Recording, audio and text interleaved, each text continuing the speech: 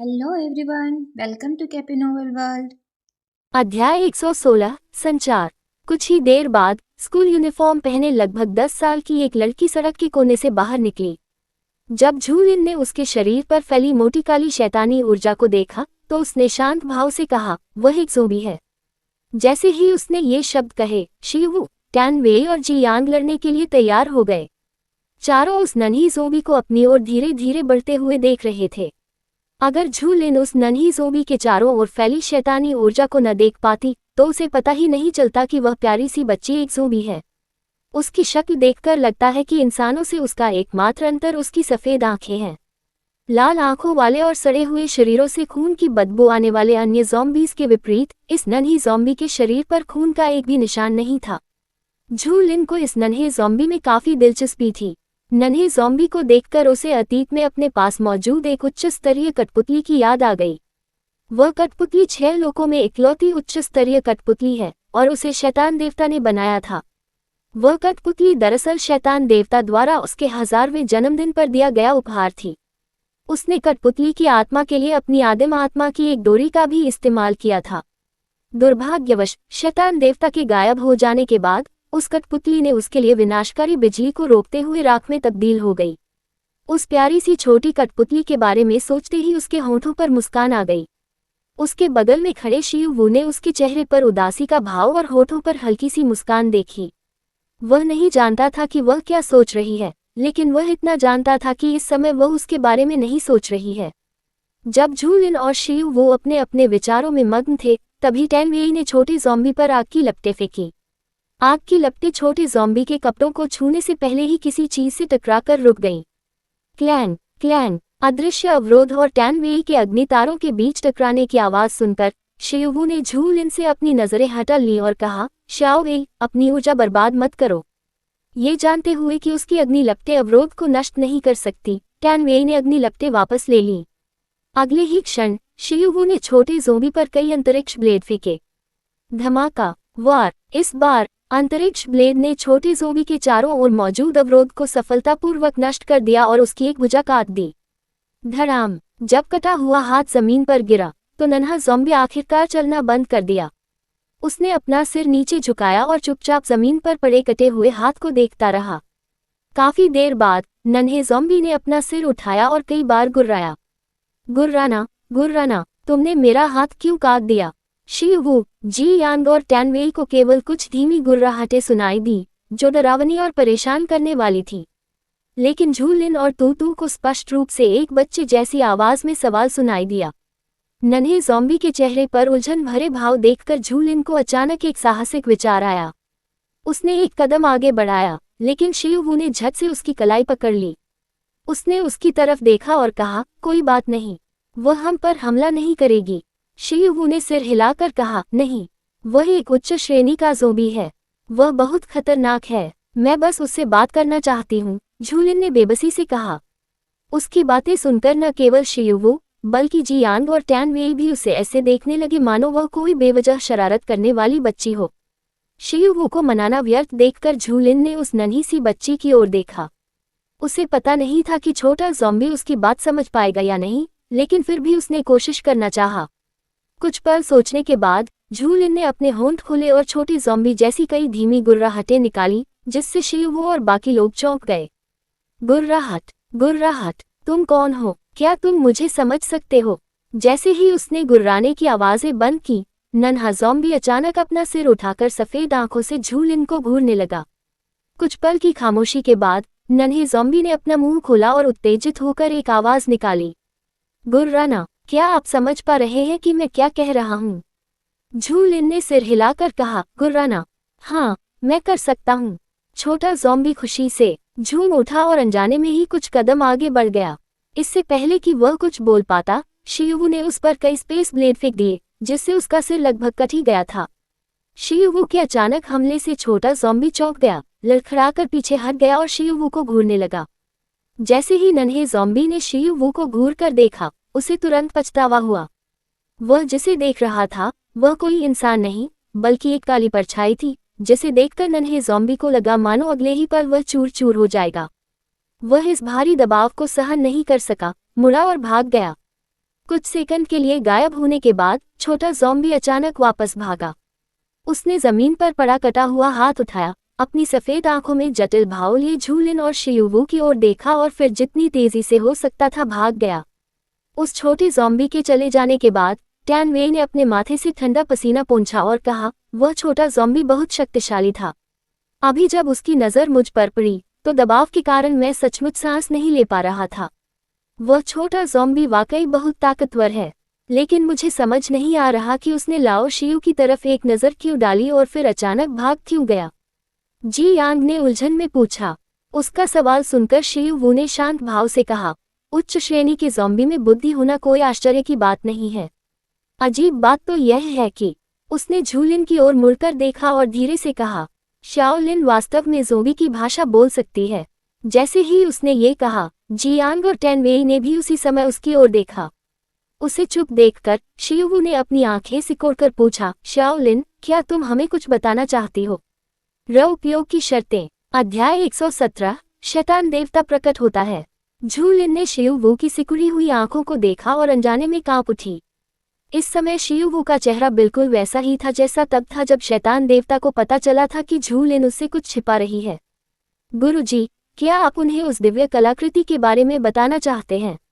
लंबे मौन के बाद तू ने पूछा।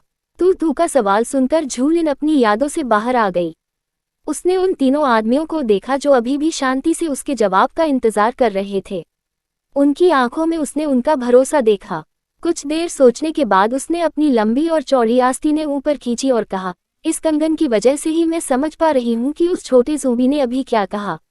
उसने उन्हें बर्फीले नीले रंग का कंगन दिखाते हुए कहा, ये कंगन एक दिव्य वस्तु है जो पहनने वाले को दूसरी भाषाएं समझने और बोलने की क्षमता प्रदान करती है।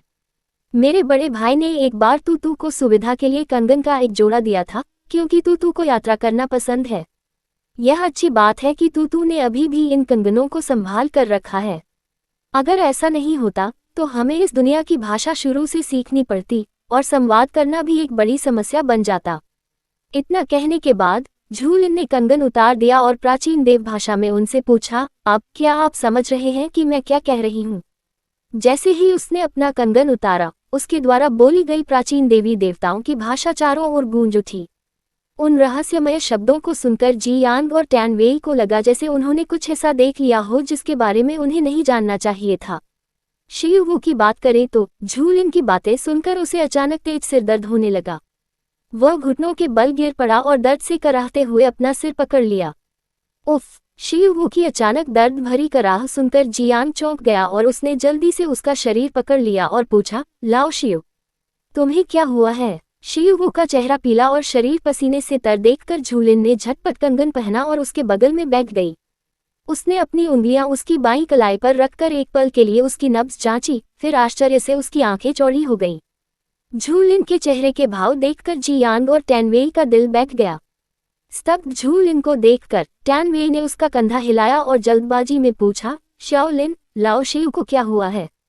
होश में आने के बाद उसने तुरंत बर्फ के फूल वाले पेंडेंट से एक छोटी सी जैड की बोतल निकाली। उसने उसमें से इंद्रधनुषी रंगों वाली एक गोल गोली निकाली और उसे शियुवू के मुंह में डाल दिया। गोली शियुवू की जीभ से छूते ही तुरंत पिघल गई और गर्म ऊर्जा में बदल गई, जो उसके शरीर में समा गई। उसे शियुवू को गोली खिलाते देख जियांग ने पूछा, शाओलिन, तुमने अभी लाओ शियू को क्या खिलाया? झूलिन ने छोटी जैड की बोतल को वापस बर्फ के फूल वाले पेंडेंट में रख दिया और कहा, आत्मा को स्थिर करने वाली गोली। उसका जवाब सुनकर जियांग और टैन वेई दंग रह गए। गोली के नाम से ही वे उसके कार्य का अनुमान लगा सकते थे। यदि शियुवू की आत्मा अस्थिर है तो इस स्थिति का केवल एक ही कारण हो सकता है। जियांग और टैन वेई ने एक दूसरे की ओर देखा और एक ही समय में कहा, रहस्यमय आवाज। टैन वेई और जियांग कुछ देर तक बेसब्री से इंतजार करते रहे, फिर शियुवू के पीले पड़े चेहरे पर धीरे धीरे रंगत लौट आई। जियांग ने राहत की सांस ली और पूछा, लाओ शियू, क्या तुम ठीक हो? शियुवू ने काफी देर तक कोई जवाब नहीं दिया, लेकिन उनकी आंखों में उलझन साफ दिख रही थी। दोनों एक दूसरे को देखते रहे, समझ नहीं पा रहे थे कि क्या करें। कुछ सेकंड बाद शियुवू की नजरें धीरे धीरे स्थिर हुईं और उन्होंने अपना सिर उठाया। झूलिन को देखते ही वह दंग रह गया। कुछ ही क्षणों में उसकी आंखों के नीचे की पुतली धीरे धीरे लाल हो गई और उसने कांपती हुई आवाज में कहा, लिन र, मेरी लिन र, मुझे तुम्हारी बहुत याद आती है। झूलिन और तूतू को छोड़कर, जो प्राचीन देव भाषा में उसकी बातें सुनकर स्तब्ध रह गए थे, टैन वेई और जियांग उसे गहरी भौहों से घूर रहे थे। टैन वेई ने धीरे से उसकी पीठ थपथपाई और पूछा, भाई, क्या तुम ठीक हो? अभी तुम किस बारे में बात कर रहे थे? जब टैन वेई ने शियू वू की पीठ थपथपाई, तो शियू वू ने उसकी ओर एक नजर डाली। इस नजर से टैन वेई को ऐसा लगा जैसे वह बर्फीले सागर में डूब रहा हो। उसने अनजाने में शियू वू की पीठ से अपना हाथ हटा लिया और जल्दी से जियांग को खींचकर दूर कर दिया। जियांग ने उसके पीले चेहरे को देखकर चिंता से पूछा, श्याओ वेई, क्या तुम्हें भी असहज महसूस हो रहा है? तान वेई जियांग के प्रश्न का उत्तर नहीं दे सका क्योंकि उसका ध्यान अभी भी शियू वू पर केंद्रित था। जियांग और तान वेई के चले जाने के बाद शियू वू ने मुड़कर झूलिन की ओर देखा। उसने हाथ बढ़ाकर अपने अंगूठे से उसके लाल होंठों को सहलाया और कहा, मेरी प्यारी लिन, आखिरकार हम फिर मिल गए। क्या तुम्हें मेरी याद आती है? मुझे तुम्हारी इतनी याद आती है कि मैं पागल हो गया हूँ। तू को अपनी सुनी हुई बात पर विश्वास नहीं हुआ और वह झूलिन के कंधे से कूद गया। खरगोश शियू के सामने खड़ा हो गया और प्राचीन देव भाषा में पूछा, क्या आप सचमुच शैतान देवता हैं? शियू ने बड़ी बड़ी आंखों से उसे घूरते हुए छोटे सफेद खरगोश को देखा और हल्की मुस्कान के साथ कहा, तू, मैं केवल 1000 साल के लिए दूर रहा हूँ और तुम मुझे पहले ही भूल गए। तुम सचमुच अपने स्वामी की तरह ही निर्दयी हो। ये शब्द सुनते ही तू का नन्हा शरीर भय और उत्तेजना से कांप उठा। शियू सचमुच शैतान देवता है। तू शैतान देवता को दोबारा देखकर उत्साहित थी, वहीं झूलिन बुरी तरह कांप रही थी। वह केवल शियू को देखती रह गई और भागने का ख्याल भी भूल गई। झूलिन की ओर देखते हुए शियू ने उसके चेहरे पर वही जानी पहचानी भाव भंगिमा देखी। उसने बेबसी से आह भरी और पूछा, लिन, क्या तुम अब भी मुझसे इतनी नफरत करती हो? क्या तुम जानती हो कि मैं पुनर्जन्म लेने के लिए क्यों तैयार हूँ? क्या तुम जानती हो कि शियू के रूप में अपने हर जन्म में मैं तुम्हें कितना याद करता हूँ? अध्याय 118, हम फिर मिलेंगे। इतना कहकर शियू चुपचाप झूलिन की ओर देखने लगा। उसने कुछ मिनट इंतजार किया, लेकिन झूलिन चुप रहा। उसे इस हालत में देखकर वह उदास होकर मुस्कुराया और बोला, लिन, क्या तुम मुझे माफ नहीं कर सकती? मुझे पता है कि मैं अपना वादा निभाने में नाकाम रहा, लेकिन मैंने अभी जो कुछ भी किया, क्या वह हमारे भविष्य के लिए नहीं था? मैं तुम्हें अपने लिए मरते हुए देखकर चुप नहीं रह सकता। भले ही तुम मुझसे नफरत करो और मुझे कभी माफ न करो, मैं फिर भी तुमसे प्यार करता हूँ, मेरी पत्नी। मुझे उम्मीद है कि एक दिन तुम समझोगी और मुझे माफ कर दोगी। किनारे पर खड़े जियांग और टैन वेई स्तब्ध और अवाक रह गए। दोनों जानते थे कि अब बोलने वाला उनका सबसे अच्छा दोस्त नहीं, बल्कि शियू के मन में विद्यमान चेतना थी। जैसे ही दोनों ने एक दूसरे को देखा, शियू को फिर से तेज सिरदर्द महसूस हुआ। उसने दांत पीसते हुए दर्द सहन किया और बुदबुदाया, मैं अभी भी बहुत कमजोर हूँ। इतना कहने के बाद उसने झूलिन की ओर देखा और कहा, लिन, मेरा इंतजार करो, मैं अपना वादा पूरा करूंगा। झूलिन के जवाब का इंतजार किए बिना शियू आगे झुका और उसे गहराई से चूम लिया। जियांग, टैन वेई और तू तीनों ये देखकर दंग रह गए कि शियू झूलिन को चूम रहा था और उन तीनों को नजरअंदाज कर रहा था जो अभी भी वहीं खड़े थे। 2 मिनट बाद शियू ने अपने होंठ झूलिन के होंठों से अलग किए और उसकी उलझन भरी आंखों में देखा। उसे हाँफते हुए और उसकी तेज धड़कन सुनते हुए शियू ने उसके माथे, नाक, आंखों, गालों को चूमा और अंत में उसके होठों पर एक लंबा और कोमल चुंबन दिया। जब सिरदर्द और बढ़ गया तो शियू ने अनिच्छा से उसे जाने दिया और फुसफुसाते हुए कहा, लिन, हम जल्द ही फिर मिलेंगे। जब समय आएगा तो मुझे उम्मीद है कि तुम भी हमारे अतीत को याद रखोगी। ये शब्द बोलते ही शियू बेहोश हो गई। जियांग और टैन वेई को होश आया और उन्होंने तुरंत शियू के शरीर को सहारा दिया, जो झूलिन की बाहों में गिर गया। लाओ शियू, क्या तुम मुझे सुन सकते हो? तान वेई ने शियू के गाल पर थपथपाते हुए चिंता से पूछा। उसकी ओर से कोई प्रतिक्रिया न देखकर जियांग ने कहा, ये तरीका काम नहीं करेगा। पहले रहने के लिए कोई जगह ढूंढ लेते हैं। ठीक है। इतना कहकर तान वेई ने शियू को अपनी पीठ पर उठाया और जल्दी से गांव के प्रवेश द्वार की ओर भागा। जाने से पहले जियांग ने झूलिन की ओर मुड़कर देखा और पाया कि वह अभी भी सदमे में जमीन पर बैठी हुई थी। जियांग जानता था कि वह उन सब में सबसे ज्यादा सदमे में थी, इसलिए वह जल्दी से वापस भागा, उसकी कलाई पकड़ी और उसे अपने साथ खींच ले गया। जब वे दौड़कर गांव के प्रवेश द्वार पर वापस आए तो छोटा ज़ॉम्बी अचानक ऊंचे बिजली के खंभे से नीचे कूद गया। छोटा ज़ॉम्बी कुछ देर तक उस दिशा में देखता रहा जिधर वे जा रहे थे, फिर उसी दिशा में दौड़ पड़ा। 30 मिनट बाद टैन वेई ने एक घर का दरवाजा लात मारकर खोला। वह अंदर गया और उसने एक कमरे में बिस्तर देखा। उसने शिव वू को बिस्तर पर लिटाया और कहा, लाओ यांग, जल्दी करो। जी यांग तुरंत पास आया और शिव वू की नब्ज जांची। जब उसे नब्ज नहीं मिली तो उसने अपना कान शिव वू की छाती पर लगाया, लेकिन कुछ सुनाई नहीं दिया। सबसे बुरे की आशंका से प्रेरित होकर उसने अपनी तर्जनी उंगली शिव वू की नाक के नीचे रखी और जोर से गाली दी, धत तेरे की, शियाओ वेई, सीपीआर करो, जल्दी करो। तान वेई झटपट बिस्तर पर चढ़ गया और सीपीआर देने लगा। वहीं जियांग ने अपने कमरे से प्राथमिक चिकित्सा किट निकाली। उसने बैग वाल्व मास्क निकाला, उसे शिव वू के चेहरे पर लगाया और उसके फेफड़ों में ऑक्सीजन पंप करना शुरू कर दिया। जब झूलिन सदमे से उभरी तो उसने ये सब देखा। तान वेई और जियांग के चिंतित चेहरों पर पसीना देखकर झूलिन ने आखिरकार प्रतिक्रिया दी। वह जल्दी से बिस्तर की ओर गई और देखा कि शिव वू वहां बेसुध पड़ी है। उसकी बात अनसुनी करते हुए जियांग ने शिव वू की सांसों की जांच दोबारा की और कहा, चलते रहो। तान वेई ने दांत पीसते हुए चिल्लाकर कहा, लाओ शिव, वापस आ जाओ। झूलिन को समझ नहीं आया कि क्या हुआ और उसने पूछा, उसे क्या हुआ? उसका सवाल सुनकर टैन वेई हौंफते हुए बोली, लाओ शिव अचानक जमीन पर गिर गया और अब उसकी सांसें रुक गई हैं। झूलिन उसकी बातों से स्तब्ध रह गई और एक पल के लिए उसे समझ नहीं आया कि क्या करे। जियांग ने उसकी उलझन भरी शक्ल देखी और कुछ नहीं कहा। 5 मिनट बाद शिव वू ने अचानक गहरी सांस ली और जोर से खांसी। तान वेई और जियांग उसे जागते देख इतनी खुशी से रो पड़े। तान वेई अपनी भावनाओं को रोक नहीं पाया और शिव वू को गले लगाकर बोला, लाओ शिव, तुमने आखिरकार अपनी आंखें खोल ली। क्या तुम्हें पता है कि हम कितने चिंतित थे? भावुक तान वेई के विपरीत जियांग ने अपनी कमीज से पसीना पोंछा और फिर शिव वू की ओर मुस्कुराया। उसने सीपीआर उपकरण को एक तरफ रख दिया और शांत भाव से कहा, लाओ शिव, आप कैसा महसूस कर रहे हैं? शिव वू को ऐसा लग रहा था जैसे उसका सिर इतना दर्द कर रहा हो मानो अगले ही पल फट जाएगा, लेकिन उसने बस थोड़ा सा माथा सिकुड़ा। उसने अपने दोनों सबसे अच्छे दोस्तों की तरफ देखा और पूछा, क्या हुआ?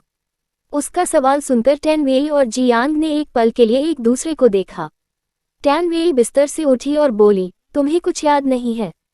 उसका सवाल सुनकर शिव वू ने घटना को याद करने की कोशिश की, लेकिन सिरदर्द के कारण उसका चेहरा और भी सिकुड़ गया।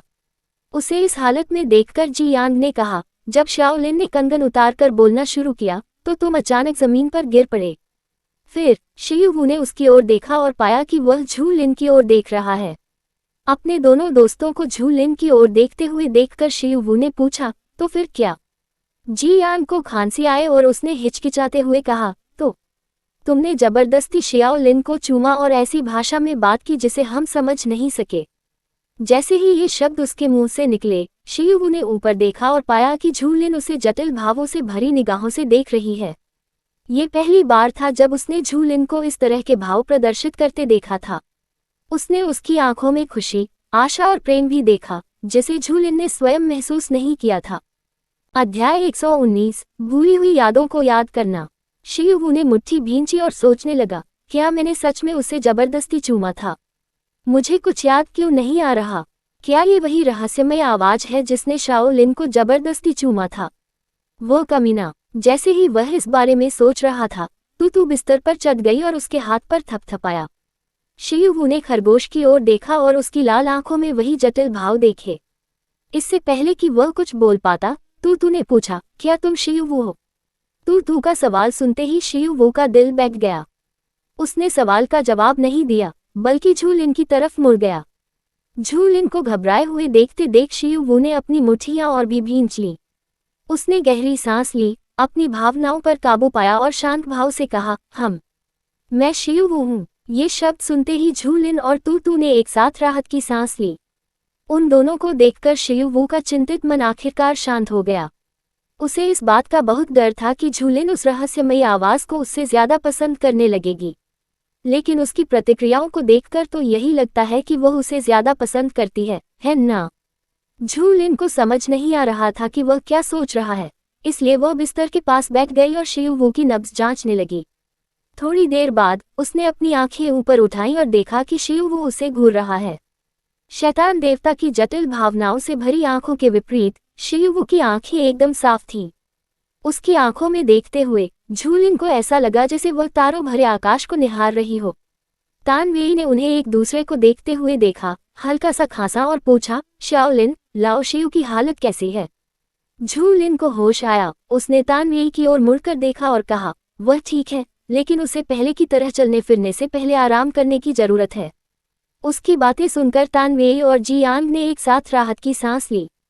ये देखकर कि वह अभी भी शियुवु का हाथ पकड़े हुए है, जियांग ने शियुवु को आंख मारी, फिर तूतू को बिस्तर से उठाया और कहा, लाओ शियु, पहले आप आराम कर लीजिए। अगर आपको किसी चीज की जरूरत हो तो हमें बुला लेना, हम बाहर ही रहेंगे। ये कहकर जियांग टैन वेई को खींचकर बेडरूम से बाहर ले गया। जब सिर्फ वे दोनों ही रह गए तो शियुवु ने अपना सिर झुकाकर फुसफुसाते हुए कहा, शाओलिन, मुझे माफ कर दो। झूलिन ने अपना सिर थोड़ा झुकाया और उलझन में पूछा, आप अचानक मुझसे माफी क्यों मांग रहे हैं? हालांकि शियुवु को याद नहीं था और यह वही रहस्यमयी आवाज थी जिसने उसे पहले चूमा था, फिर भी उसने शियुवु के शरीर का इस्तेमाल किया। ये सोचकर कि झूलिन को उस रहस्यमयी आवाज के बारे में पता नहीं था, शियुवु को यकीन था कि उसकी नज़र में वही था जिसने उसे जबरदस्ती चूमा था, इसलिए वह माफी मांगना चाहता था और उसे माफी मांगनी ही चाहिए थी। उसने गहरी सांस ली और कहा, तुम्हारी अनुमति के बिना तुम्हें चूमने के लिए मुझे माफ कर दो। अगर तुम गुस्से में हो और मुझे मारना चाहती हो तो मार दो। जैसे ही उसने ये कहा, कमरा एकदम शांत हो गया। शियुवु ने काफी देर तक इंतजार किया, लेकिन झूलिन की कोई आवाज नहीं सुनाई दी। घुटन भरी चुप्पी को और सहन न कर पाने पर उसने आंखें उठाकर झूलिन की ओर देखा। जब उसने ऊपर देखा तो पाया कि झूलिन उसे घूर रही है। अपराध बोध से ग्रस्त होकर उसने उसकी आंखों में देखने की हिम्मत नहीं की और अपनी नजरें फिर से नीचे कर लीं। उसे इस हालत में देखकर झूलिन मुस्कुराए और बोली, इसमें तुम्हारी कोई गलती नहीं है, तुम्हें मुझसे माफी मांगने की जरूरत नहीं है। उसकी बात सुनकर शियुवु स्तब्ध रह गई और सोचने लगी, क्या ये मेरी गलती है? तो क्या उसे उस रहस्यमय आवाज का चुंबन पसंद आया, या उसे लगता है कि मैंने उसे चूमा और उसे अच्छा लगा? लेकिन मैंने तो उसे चूमा ही नहीं था। क्या मुझे उसे उस रहस्यमय आवाज के बारे में बताना चाहिए या नहीं? शियुवु अभी सोच ही रहा था कि झूलिन उसे लगातार देखती रही। शियुवु के शैतान देवता होने का पता चलने के बाद झूलिन उससे कोई वास्ता नहीं रखना चाहती थी, लेकिन जब वह जागकर वापस उसी शियुवु के पास लौटा जिसे वह जानती थी, तो झूलिन उलझन में पड़ गई। अगर शियुवु सचमुच शैतान देवता है तो उसे शियुवु याद क्यों नहीं है? लेकिन अगर वह शैतान देवता नहीं है तो उससे पहले उसे किसने चूमा था? उसके चूमने का तरीका और उसकी आंखों की वो चमक देखकर शियुवु किसी और को शैतान देवता समझ ही नहीं सकती थी। उसे चूमने वाला वही असली शैतान देवता था। लेकिन अगर वह शैतान देवता है तो शियुवु कौन है? काफी देर सोचने के बाद झूलिन को अचानक एक साहसिक विचार आया। उसने अपनी निगाहें नीचे की और शैतान देवता के साथ अपनी पहली मुलाकात से लेकर अब तक की हर बातचीत को याद किया। उनकी आखिरी बातचीत, जो उसे पहले याद नहीं आ रही थी, इस समय उसके दिमाग में एकदम स्पष्ट थी। लिना, मुझे माफ करना कि मैं कुछ समय तक तुमसे मिलने नहीं आ पाऊंगा, मुझे कुछ जरूरी काम है। उसने प्यार भरी निगाहों से उसकी ओर देखते हुए उसके गाल को धीरे से सहलाते हुए कहा। उसने उसके स्पर्श से बचते हुए कहा, तुम बेहतर होगा कि कभी वापस न आओ, मैं तुम्हें दोबारा नहीं देखना चाहती। उसकी बातें सुनकर उसकी आंखों की चमक फीकी पड़ गई, लेकिन फिर भी उसने मुस्कुराते हुए धीरे से कहा, मुझे पता है कि तुम हमारे अतीत की वजह से अब भी मुझसे नाराज हो, लेकिन लिन एयर, तुम मुझसे नफरत कर सकती हो, मुझसे नाराज हो सकती हो या मुझे मार भी सकती हो, लेकिन प्लीज मुझे भूलो मत और मुझे ठुकराओ मत। तुम्हारे बिना मेरे जीवन का कोई अर्थ नहीं है।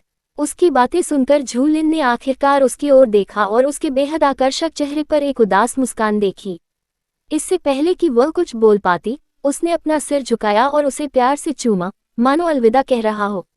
लंबे चुंबन के बाद उसने धीरे से उसके कान में फुसफुसाया, अगर हम फिर से मिले तो कृपया मुझसे शादी कर लेना।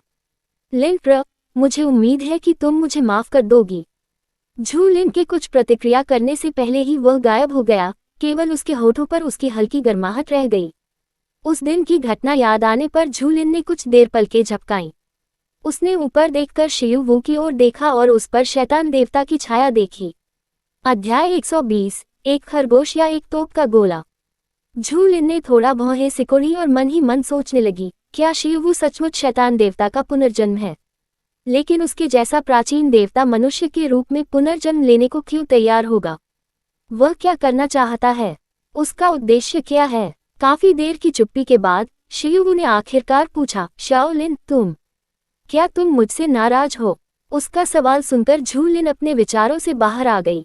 उसने सिर हिलाकर कहा, मैं नाराज नहीं हूँ। उसका जवाब सुनकर शिवू को समझ नहीं आ रहा था कि उसे कैसा महसूस हो। उसे खुशी थी कि उसके चुंबन पर वह नाराज नहीं हुई, लेकिन साथ ही उसे गुस्सा और जलन भी हो रही थी क्योंकि चुंबन उसने नहीं किया था। उसके चेहरे के भाव देखकर झूलिन समझ गई कि वह इस समय क्या सोच रहा है। उसने मुस्कुराते हुए कहा, तुम्हें थोड़ी देर सो लेना चाहिए। ये कहने के बाद उसने उसे बिस्तर पर लेटने में मदद की और कहा, मैं बाहर जाकर देखती हूँ कि वे क्या कर रहे हैं। इससे पहले कि वह बिस्तर से उठ पाती, शिवू ने उसका हाथ पकड़ लिया और पूछा, क्या तुम मेरे साथ रह सकती हो? झूलिन ने एक पल के लिए उनके हाथों को देखा, फिर उसकी ओर देखकर कहा, ठीक है। जब तक तुम सोओगे मैं तुम्हारे साथ यहीं रहूंगी। उसका जवाब सुनकर शिवू बहुत संतुष्ट हुआ और आज्ञाकारी भाव से अपनी आंखें बंद कर लीं। आराम करते ही वह सो गया। बिस्तर के किनारे बैठी झूलिन उसे काफी देर तक देखती रही, फिर उसने अपनी दिव्य ऊर्जा का उपयोग करके उसकी आत्मा को पोषण दिया जो जबरदस्ती के प्रभाव से घायल हो गई थी। जब झूलिन शिवू की घायल आत्मा का उपचार कर रही थी, तब जियांग, टैनवेई और तूतू बाहर बातें कर रहे थे। खुले हुए शयनकक्ष के दरवाजे की ओर देखते हुए टैनवेई ने सिर हिलाकर कहा, ये जानकर लाओ शिव का मूड जरूर खराब होगा कि उस रहस्यमयी आवाज ने शियाओलिन को चूमा है। तूने कुछ देर सोचा और फिर बोली, लेकिन मेरे स्वामी को तो उसी ने चूमा था। फिर वो इतने उदास क्यों हैं? जियांग ने तूतू के सिर पर धीरे से हाथ फेरते हुए कहा, तूतू, आह। हालांकि उस रहस्यमयी आवाज ने लाओ शिव के शरीर का इस्तेमाल करके शियाओलिन को चूमा, लेकिन अंत में उसे चूमने वाला लाओ शिव नहीं था। ये जानकर कि जिस स्त्री को वह पसंद करता है उसे किसी दूसरे पुरुष ने जबरदस्ती चूमा है, वह दुखी और ईर्ष्यालु महसूस करेगा। यह एक स्वाभाविक प्रतिक्रिया है। उसकी बात सुनकर तूतू ने गंभीरता से सोचा। थोड़ी देर बाद खरगोश ने सिर हिलाकर कहा, मैं समझ गया, इंसान अब भी खुद से ईर्ष्या कर सकते हैं। तानवेई ने तूतू की ओर देखा और कहा, तूतू, ये रहस्यमयी आवाज लाओ शिव की नहीं है। तूतू ने अपना सिर हिलाया, तानवेई की ओर देखा और कहा, वे एक ही व्यक्ति हैं। उनमें एक ही मूल आत्मा है और मुझे इस बात का पूरा यकीन है। तूतू का आत्मविश्वास देखकर जियांग ने कुछ देर सोचा और फिर कहा, तुम्हारे अनुसार लाओ शिव और रहस्यमयी आवाज एक ही व्यक्ति हैं। तो फिर रहस्यमयी आवाज हमेशा इस तरह क्यों बोलती है जैसे वे एक ही व्यक्ति न हों? शिव के साथ अभी जो कुछ हुआ, उसके बाद तूतू ने अनुमान लगा लिया था कि दानव देवता का पुनर्जन्म मनुष्य के रूप में हुआ है। लेकिन तूतू को अभी भी इसका कारण नहीं पता। हालांकि तूतू को दानव देवता के इस काम का कारण नहीं पता था, फिर भी तूतू जियांग के प्रश्न का उत्तर देने में सक्षम थी। तूतू ने जियांग और तानवेई की ओर देखा और पूछा, क्या आप दोनों पुनर्जन्म में विश्वास करते हैं? आधुनिक समाज में रहने वाले जियांग और टैनवेई पुनर्जन्म में बिल्कुल भी विश्वास नहीं करते, लेकिन प्रलय का अनुभव करने और असाधारण शक्तियां प्राप्त करने के कारण वे पुनर्जन्म को निरर्थक नहीं कह सकते। कुछ क्षणों की चुप्पी के बाद जियांग ने कहा, मुझे इस पर विश्वास नहीं है, लेकिन मुझे लगता है कि अगर मनुष्यों में अलौकिक क्षमताएं हो सकती हैं, तो पुनर्जन्म वास्तविक हो सकता है। जियांग का जवाब सुनने के बाद तूतू ने सिर हिलाया और कहा, अगर मैं कहूं कि शिवू एक प्राचीन देवता का पुनर्जन्म है, तो क्या तुम इस पर विश्वास करोगे? अगर मेरा अनुमान सही है, तो वह रहस्यमयी आवाज प्राचीन देवता द्वारा पुनर्जन्म से पहले छोड़ी गई चेतना की एक धारा होनी चाहिए। उस चेतना की धारा का उद्देश्य क्या है, ये भी मुझे नहीं पता। इस बार सन्नाटा ज्यादा देर तक रहा। जब तानवेई, जियांग और तूतू चुपचाप एक दूसरे को देख रहे थे, तो घर के बाहर छिपा हुआ छोटा ज़ॉम्बी टूटी हुई खिड़की से उन्हें देख रहा था। जैसे ही गर्म हवा खिड़की की दरार से अंदर आई, तूतू को हवा में सड़ी हुई मांस की गंध आए और वह अचानक खिड़की की ओर दौड़ी। तूतू की अचानक हरकत से तानवेई चौंक गई और उसने सहज ही खरगोश को पुकारा, तूतू, तुम कहाँ जा रहे हो? टकरा जाना। तूतू ने तानवेई के सवाल का जवाब नहीं दिया, खिड़की तोड़ दी और उस छोटे ज़ॉम्बी का पीछा करने लगी। जमीन पर बिखरे खिड़की के टूटे टुकड़ों को देखकर तानवेई अवाक रह गई। उद्धरण चिन्ह ... उद्धरण चिन्ह। वो छोटा खरगोश इतना हिंसक क्यों है? क्या वो खरगोश है या तोप का गोला? बेडरूम के अंदर झूलिन ने बाहर हलचल देखी। जब उसने तू की आभा को दूर होते हुए महसूस किया तो उसने पूछा, तुम कहाँ जा रही हो? एक क्षण बाद तू की आवाज सुनाई दी, मास्टर, वह छोटा ज़ॉम्बी हमारे पीछे पीछे घर तक आ गया। मैं अब उसका पीछा कर रहा हूँ। तू की बातें सुनकर झूलिन ने अपनी लापरवाही पर खुद को फटकारा। शैतान देवता के बारे में सोचते सोचते उसने ये भी नहीं देखा कि छोटा ज़ॉम्बी उनका पीछा कर रहा है। झूलिन ने आह भरी और कहा, ठीक है, आपको सावधान रहना चाहिए। अगर आपको कुछ गड़बड़ लगे तो तुरंत वापस आ जाना। हाँ मास्टर। तू का जवाब सुनते ही तानवेई बेडरूम में दाखिल हुआ। उसने झूलिन की तरफ देखा और घबरा कर बोला, शाओलिन, तू अचानक घर से भाग गई। उद्धरण चिन्ह dot dot dot dot dot उद्धरण चिन्ह। उसकी बात सुनकर झूलिन स्तब्ध रह गई और उसे समझ नहीं आया कि क्या कहे। कुछ पल की चुप्पी के बाद झूलिन ने शांत भाव से कहा, तू खेलकर वापस आ जाएगी। झूलिन की बात सुनकर टैनवेई ने अपना सिर खुजाया और संदेह से कहा, ओह, क्या ऐसा है? तो मैं पहले बाहर जाता हूँ। की शर्तें। अध्याय 121, भोजन की चोरी। जब झूलिन, टैनवेई और जियांग शियुवू के जागने का इंतजार कर रहे थे, तब तू एक जोरदार पीछा कर रही थी। खरगोश उस छोटे ज़ॉम्बी के पीछे भाग रहा था, लेकिन तू उससे कुछ दूरी बनाए हुए थी। नन्हा ज़ॉम्बी चाहे कुछ भी कर ले, उसका पीछा कर रहे खरगोश से पीछा नहीं छुड़ा पा रहा था। नन्हा ज़ॉम्बी गुस्से में आ गया, अचानक मुड़ा और अपने दांत और पंजे दिखाते हुए तू पर चिल्लाया, गरज गरज, मेरा पीछा करना बंद करो, बहुत परेशान करने वाला है। तू ने उस छोटे ज़ॉम्बी पर ताना मारते हुए कहा, तुम ही हो जो सबसे पहले हमारे पीछे आए। ये स्वामी तो बस एक ऐसे विकृत व्यक्ति को भगा रहा था जो हमें ताक झांक कर रहा था। तू की बातें सुनकर नन्हा ज़ॉम्बी हैरानी से अपनी आंखें खोल बैठा। उसे खुद को हैरानी से देखते देख तू ने आंखें घुमाते हुए कहा, क्या तुम्हें लगता है कि सिर्फ तुम ही बोल सकते हो? ये भगवान भी बोल सकते हैं, तुम्हें पता है ना? नन्हा ज़ॉम्बी बहुत हैरान था, लेकिन साथ ही बहुत खुश भी। नन्हा ज़ॉम्बी धीरे धीरे तू के पास पहुंचा और पूछा, दहाड़ो, क्या तुम भी ज़ॉम्बी हो? उद्धरण चिन्ह। नन्हे ज़ॉम्बी के सवाल से तू को ठेस पहुंची और उसने कहा, ये भगवान एक दिव्य प्राणी है। तुम्हारी हिम्मत कैसे हुई मेरी तुलना उन बदबूदार कठपुतलियों से करने की? तू की बात सुनकर नन्हा ज़ॉम्बी उस प्यारे खरगोश को काफी देर तक घूरता रहा और फिर पूछा, गर्जना गर्जना, तुम तो ज़ॉम्बी नहीं हो, तो मेरी बात कैसे समझ सकते हो? तूने अपना मुलायम पंजा हिलाते हुए कहा, तुम्हें जानने की जरूरत नहीं है कि मैं तुम्हें कैसे समझ सकता हूँ। अगर तुम मरना नहीं चाहते तो बस मेरे सवालों का ईमानदारी से जवाब दो। तू की लाल आंखों को देखकर नन्हा ज़ॉम्बी थोड़ा डर गया। ज़ॉम्बी बनने के बाद उसकी बुद्धि कुछ कम हो जाती है, जबकि इंसान होने पर उसकी बुद्धि कम हो जाती है। इसलिए इस नन्हे ज़ॉम्बी की बुद्धि 10 साल के बच्चे जितनी नहीं, बल्कि 5 साल के बच्चे जितनी ही है। कुछ देर तक तू के दबाव में रहने के कारण नन्हा ज़ॉम्बी रोना चाहता था, पर उसके पास आंसू नहीं थे।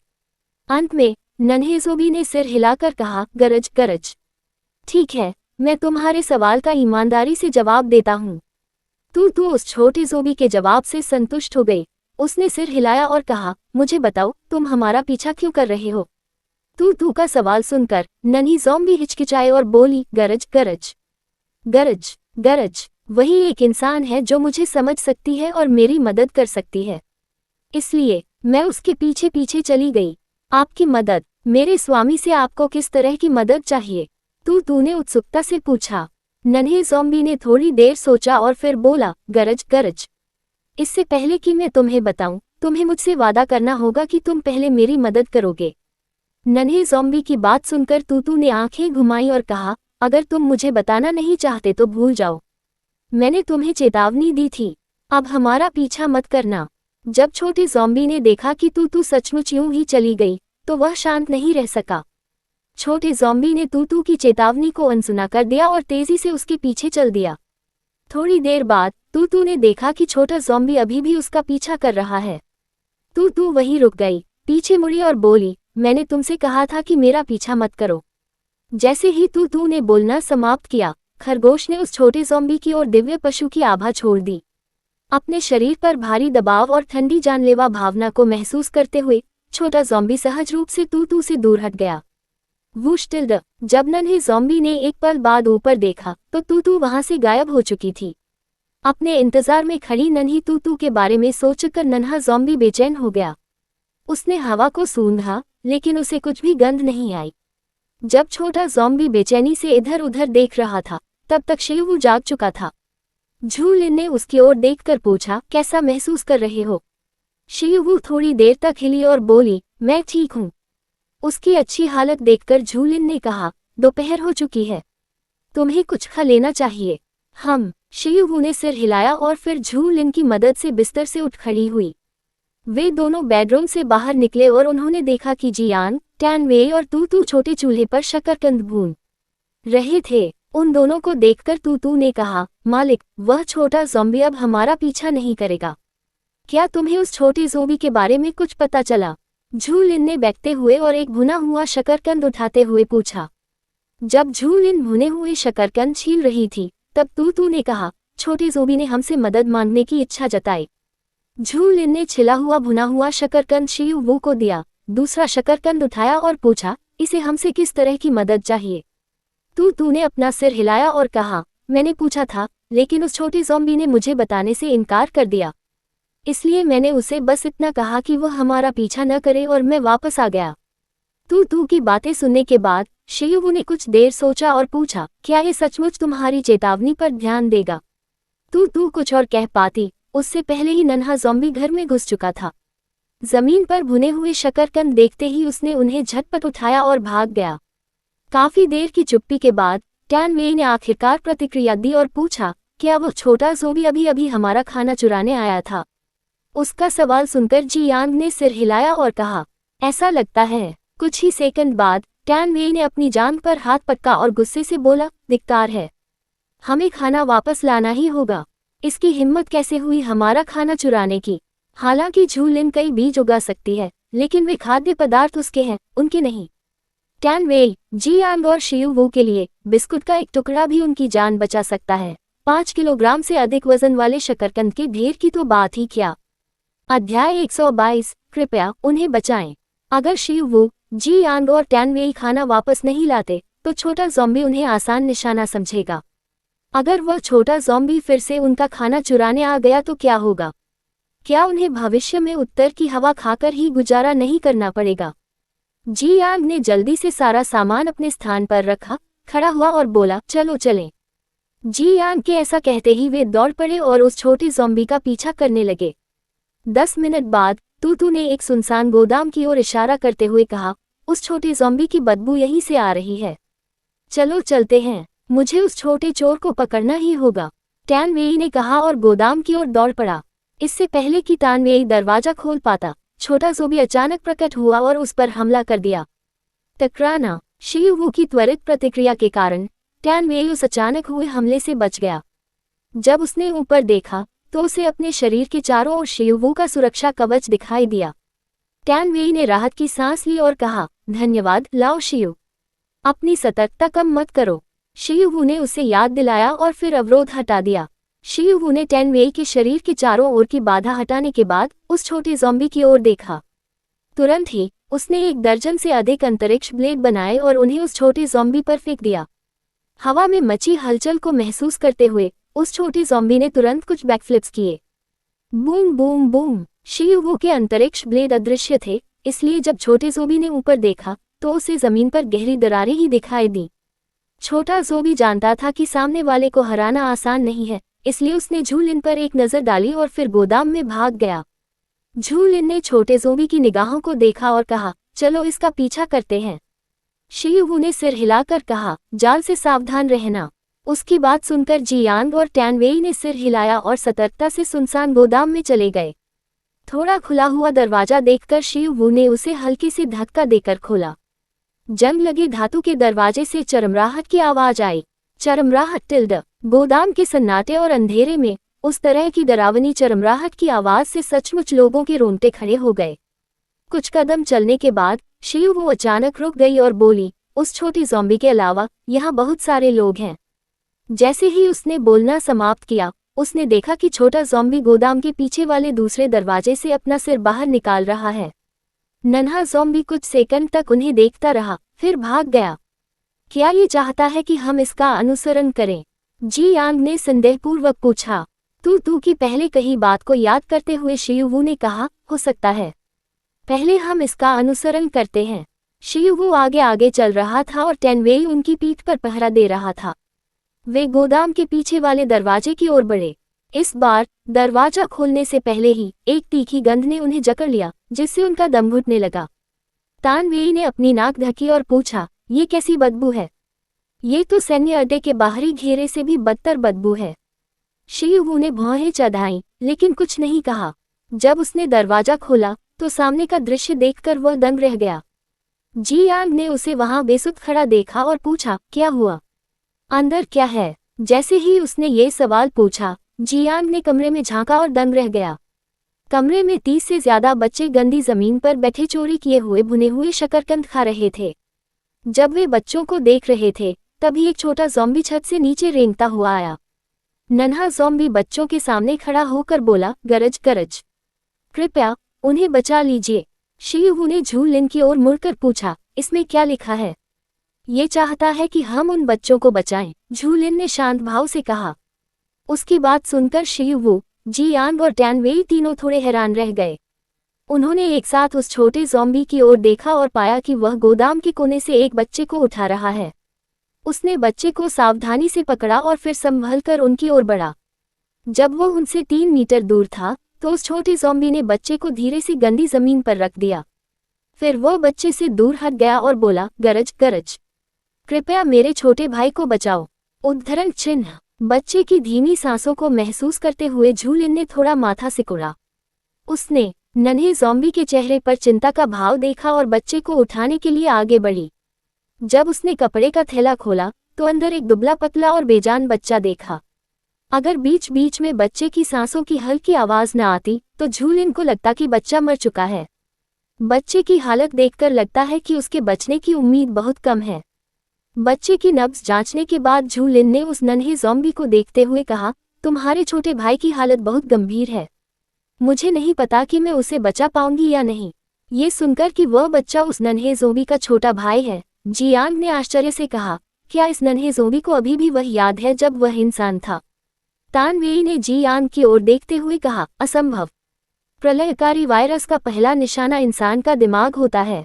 जब इंसान ज़ॉम्बी बन जाते हैं तो उनका दिमाग पहले से ही निष्क्रिय हो चुका होता है। इंसानी याददाश्त बनाए रखने के लिए एक ज़ॉम्बी को कम से कम एक ऐसे दिमाग की ज़रूरत होगी जो अभी भी इंसानी दिमाग की तरह काम कर रहा हो। बोलने के बाद टैनवेई ने छोटे ज़ॉम्बी को ध्यान से देखा और कहा, जब तक कोई जानबूझकर ज़ॉम्बी के दिमाग से छेड़छाड़ नहीं करता, तब तक ज़ॉम्बी बन चुके लोगों के लिए अपनी यादें बरकरार रखना असंभव है। जैसे ही तानवेई ने बोलना समाप्त किया, शिवू ने उस छोटे ज़ॉम्बी को ध्यान से देखा।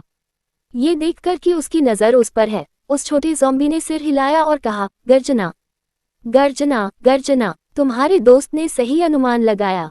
मेरे पास अभी भी इंसानी यादें हैं, लेकिन मैं अब इंसान नहीं हूँ। अध्याय 123, तुम मुझे मार सकते हो। शिवू को नन्हे ज़ॉम्बी की बात समझ नहीं आई और उसने झू लिन की ओर देखा।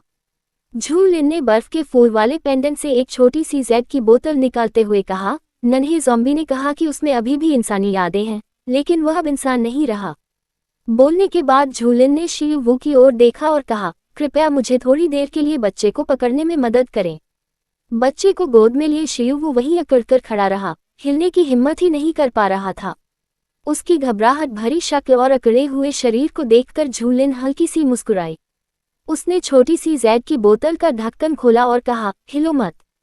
जैसे ही छोटी सी जेड की बोतल का ढक्कन खुला, गोदाम में एक ताज़ी और सुगंधित खुशबू फैल गई। नन्हे ज़ॉम्बी ने जैसे ही उस खुशबू को सूंघा, वह झू लिन के हाथ से छोटी सी जेड की बोतल छीनने के लिए बेताब हो गया। लेकिन इससे पहले कि वह अपना आपा खो बैठता, उसने देखा कि झू लिन उस छोटी सी जेड की बोतल से बच्चे को पानी की एक बूंद पिला रही है। बच्चे को दिव्य झरने के पानी की एक बूंद पिलाने के बाद झू लिन ने छोटी जेड की बोतल को वापस बर्फ के फूल वाले पेंडेंट में रख दिया। बच्चे की सांसें पहले से तेज देखकर झू लिन ने उस नन्हे ज़ॉम्बी को देखा और पूछा, ये बच्चे कौन हैं? उसका सवाल सुनकर नन्हा ज़ॉम्बी बोला, हो, ये बच्चे बिल्कुल मेरे जैसे थे। हमें कुछ लोगों ने अगवा कर लिया था और फिर उन्होंने हमारे साथ बहुत भयानक चीजें की। उन्होंने तुम्हारे साथ क्या किया? वे कौन हैं? झू लिन ने फिर पूछा। उस छोटे से ज़ॉम्बी ने अपना सिर हिलाया और बोला, हो दहाड़, मुझे नहीं पता था कि वे कौन थे या उन्होंने हमारे साथ क्या किया। जब मुझे होश आया तब तक मेरा शरीर इस तरह का हो चुका था। उसने बच्चों की ओर मुड़कर कहा, गर्जना, हो, गर्जना। उस जगह से भागने के बाद मैंने सबसे पहले किसी से मदद लेने की कोशिश की, लेकिन जब भी कोई मुझे देखता या तो भाग जाता या मुझे मारने की कोशिश करता। मैंने उनसे बात करने की कोशिश की, लेकिन उनमें से कोई भी मेरी बात नहीं समझ पाया।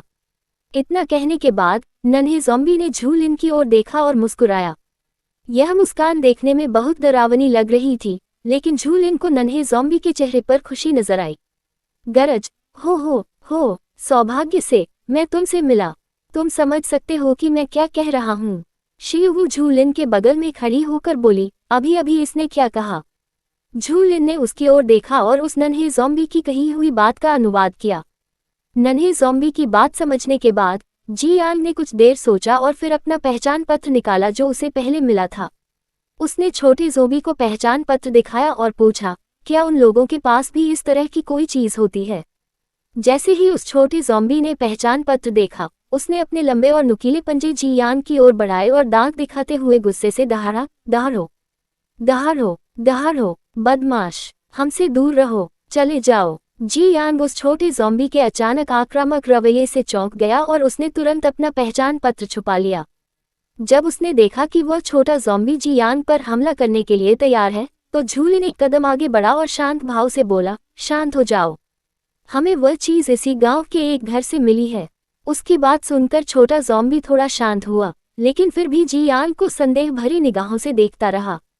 छोटे ज़ॉम्बी की इस तरह की घूरती निगाहों से जियान को बुरा लगा, पर वह कुछ कर भी नहीं सकता था।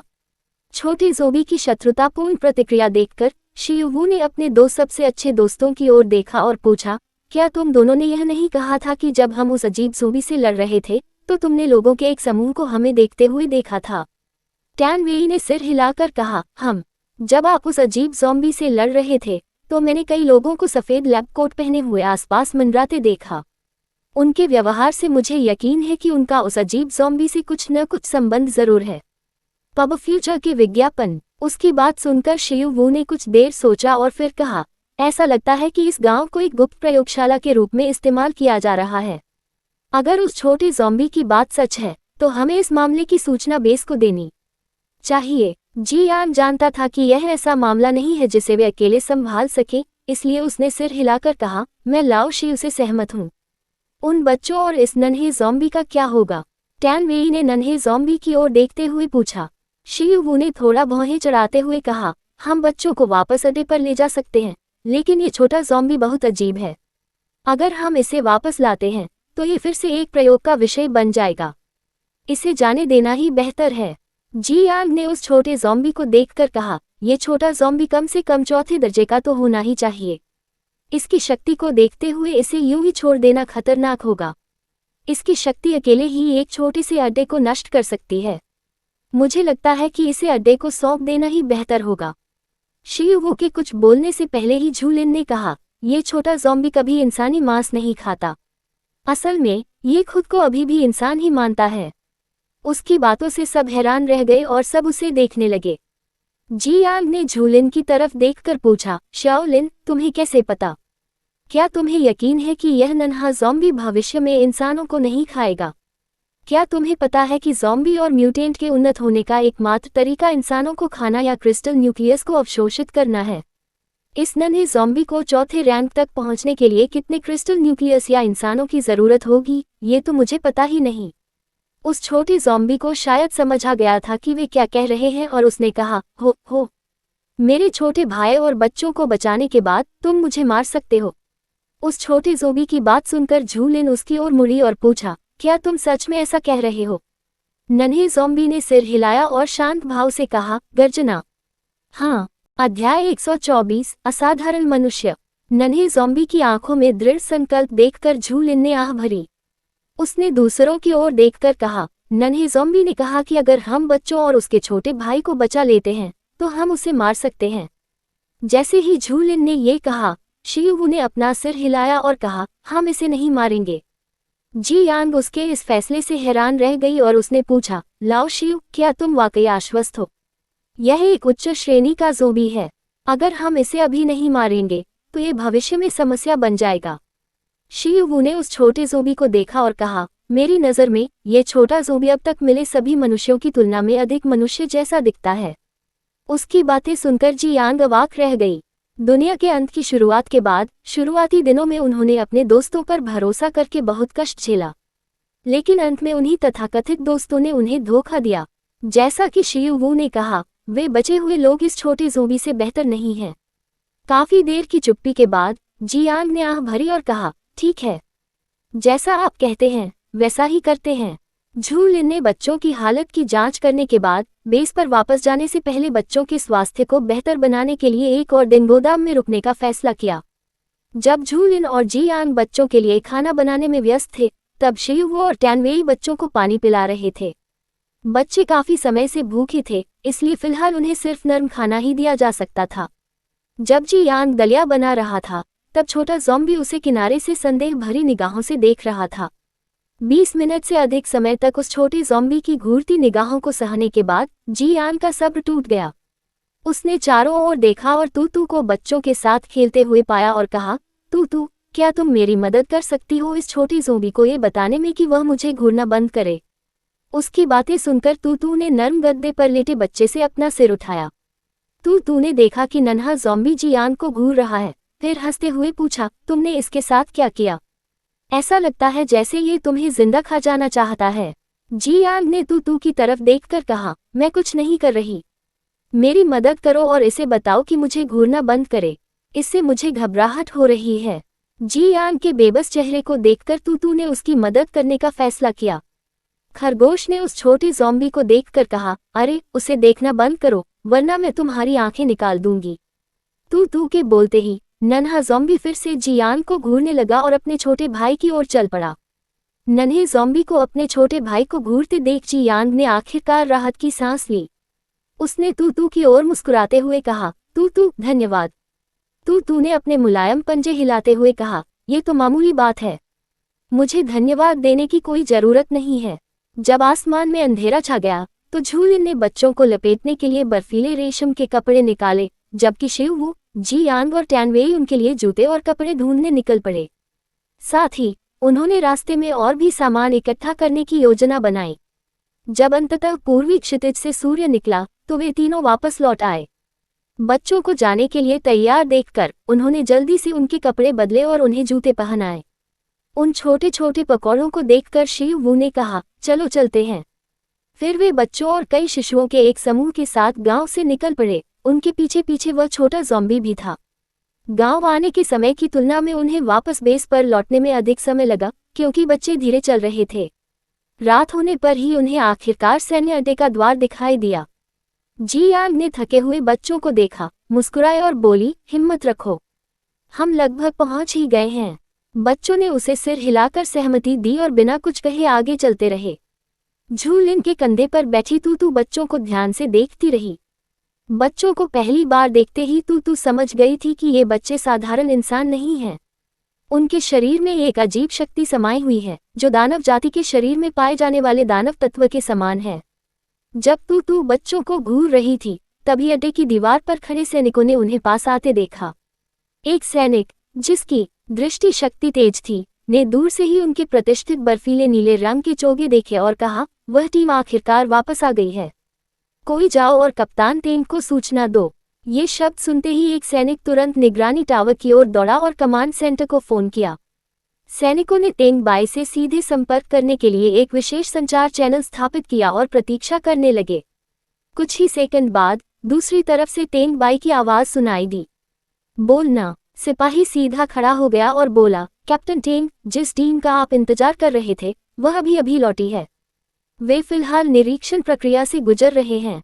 सिपाही की रिपोर्ट सुनकर टेंग बाई ने शांत भाव से कहा, सब ठीक है।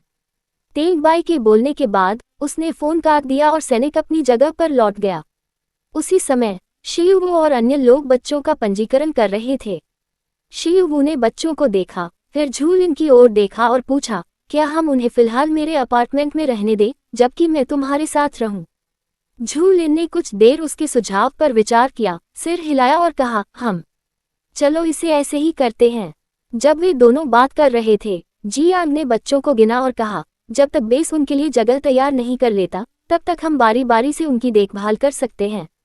जी यान की बात सुनकर टैन वेई ने पूछा, बेस को उन्हें आश्रय स्थल पर भेजने में कुछ समय लगेगा, है ना? जब वे चारों बच्चों और शिशुओं की देखभाल कैसे करें, इस बारे में चर्चा कर रहे थे, तब बच्चे चुपचाप वहीं खड़े रहे। अध्याय 125 बहुत सुविधाजनक।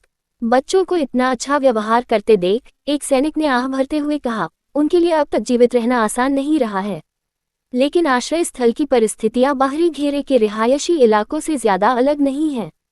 मुझे शक है कि ये बच्चे आश्रय स्थल में अकेले जीवित रह पाएंगे। सैनिक की बात सुनकर झू लिन ने थोड़ा माथा सिकुड़ा। उसने बेस के बाहरी घेरे में हालात बहुत खराब देखे थे। अगर सैनिकों की बात सच थी तो वे इन बच्चों को आश्रय स्थलों में नहीं भेज सकते थे।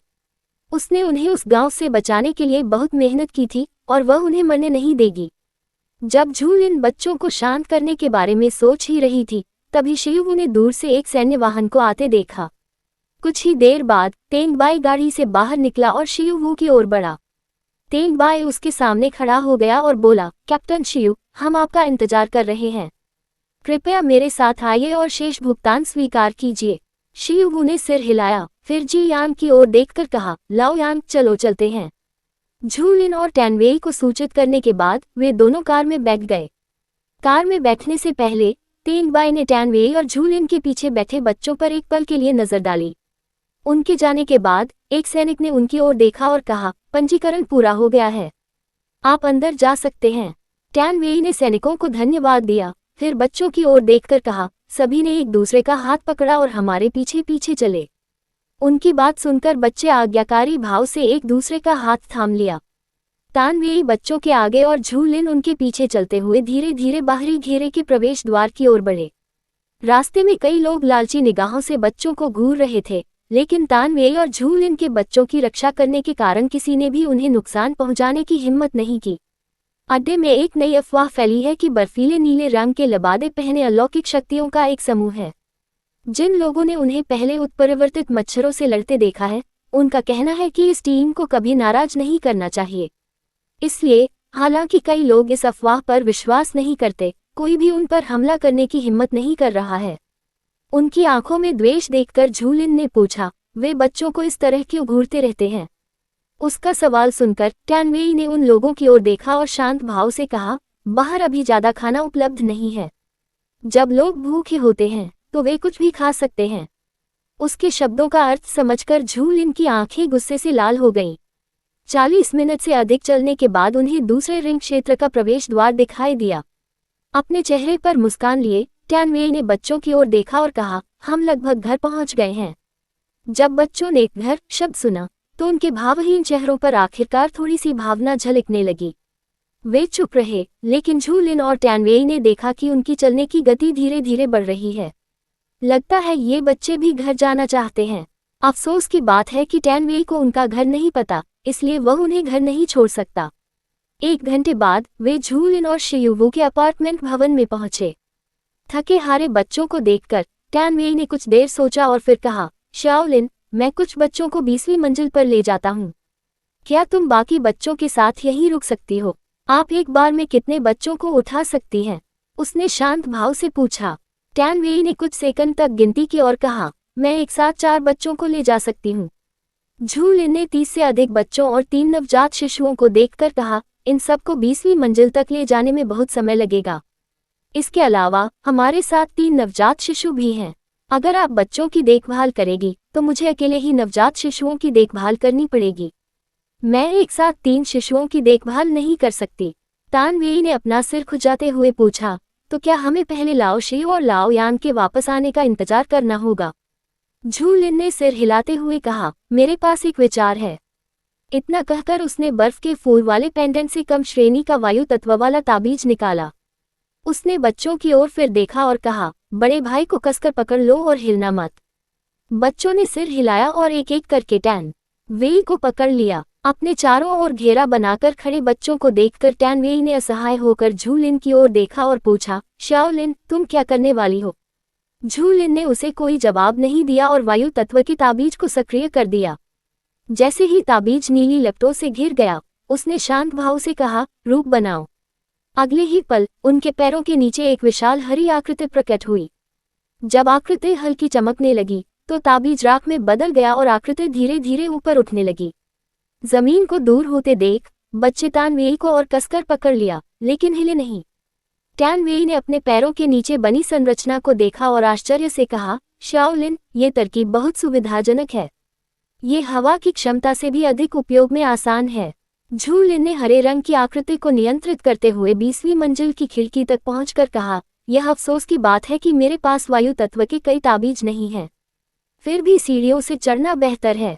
कुछ मिनट बाद झूलिन ने खिड़की खोली और बच्चों को एक एक करके खिड़की से अंदर चढ़ने में मदद की। जब आखिरी कुछ बच्चे भी इमारत के अंदर चले गए तो उसने तानवेई से 2 शिशुओं को लिया और खिड़की से बाहर उतर गई। उसके अंदर जाने के बाद तानवेई, जिसने अपनी बाहों में एक शिशु को पकड़ रखा था, वह भी खिड़की से बाहर उतर गया। जैसे ही उसने जमीन पर कदम रखा, वह आकृति गायब हो गई। खाली गलियारे को देखते हुए टैनवेई ने कहा, सौभाग्य से यहाँ कोई नहीं है, वरना अड्डे से कोई किसी को भेजकर आपसे फिर से ताबीज खरीदने के लिए कह देता। मेरी स्टोरी सुनने के लिए आप सभी का धन्यवाद। अगर मेरी स्टोरी पसंद आती है तो मेरे चैनल को सब्सक्राइब करें।